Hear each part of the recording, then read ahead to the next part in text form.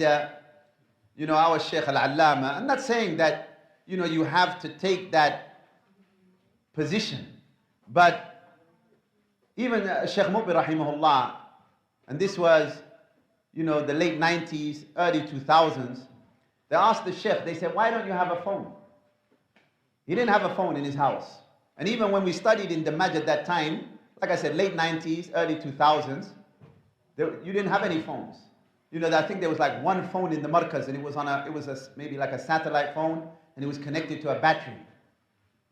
He said, I don't need a phone because it just distracts you from, it distracts you from beneficial knowledge.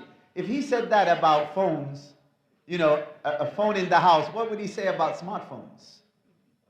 And Ikhwan, I just consider myself, I'm not talking about anyone else. And I think that, how much does this phone divert you as an individual, or me, from things that will benefit you in your worldly life, your business? Say, for example, you have a business, or you have a skill, or you're in academia. How much does yourself distract you from excelling even more? How much does the phone distract you as it relates to benefiting religiously? Maybe before the phone you were memorizing Quran, studying knowledge.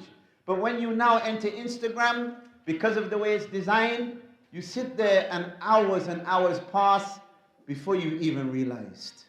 I think the most important thing, because the phone, like social media, like the internet, is a double-edged sword. There is benefit in it, there is also a lot of harm. Utilize it to benefit you in your worldly affairs and in your hereafter.